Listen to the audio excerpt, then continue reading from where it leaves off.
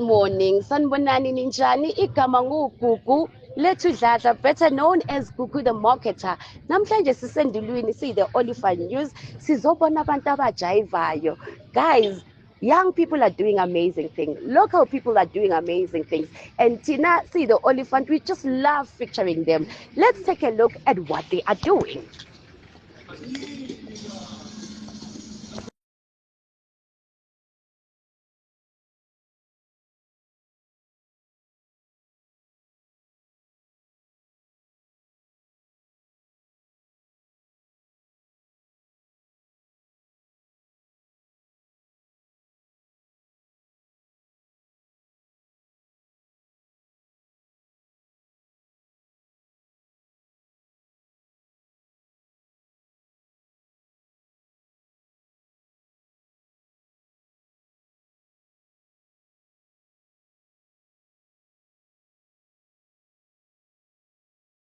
Njengoba sibonile-ke ukuthi hayibo bayajayiva abantu, sesizobabuza ukuthi basitshele kabanzi ukuthi how did it start, where did it start, and where is all of this going? Sanibonani. Bengicela nje ukubuzisa ukuthi yini le eyaniyenza ukuthi niqale ukujayiva? How did it start? Tina, like sabona ngathi kulungile ukuthi sijayive because like into esinayo amathalente wethu nakhona nengoma zikaVusi zas inspire ukuthi okay lento le I right for team like sibe nama future are great like yabo nokuthi nisuke endleleni ezibhedayo like singene yabo singanaki into ezibhedayo singene kujayiva because like sifuna ufeza amaphupho wethu. Nice. Oh, that's really nice. Ngiyafisa ukwazi ukuthi what motivated, how did it start? Yini le enenze ukuthi nihlangane nisho ukuthi azokuthini siyayicala lento and siyayenza lento? Kwasuka blog. Sanibonani, igama nguVusi, abangazi bangazi nguyo kwenzakalani. Lento le yaqala ku business kaMamami while I was selling ebhizinisini kaMamami. Then one of my friend angibuza ukuthi we open a business. Ngathi no, I didn't open a business. Ibhizinisi kaMamami.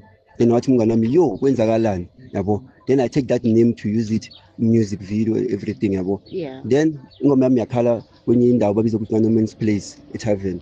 Then I saw those girls bayidensela yabo lo seningoma lesene dance nani ngababiza ngathi can you come and do a music video? Bathi okay akunankinga.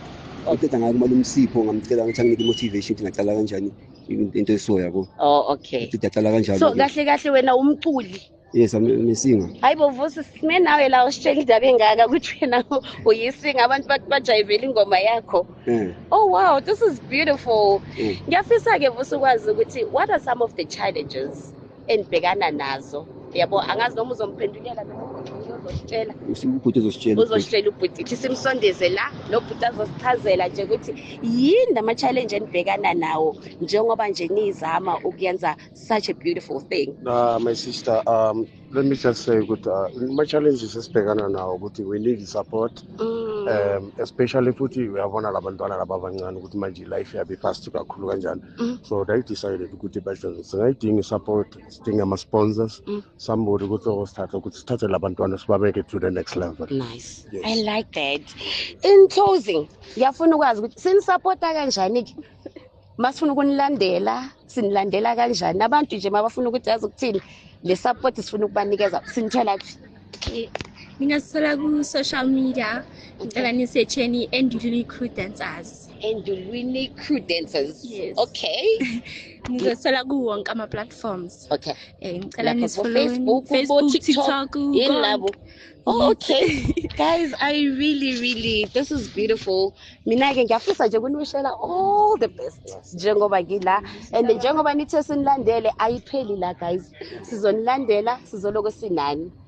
Guys, njengoba nizwile, njengoba nibabonile, ayibo sicela sibalandeleni Endulwini Crew Dancers. Guys, and see the Oliphant, we out.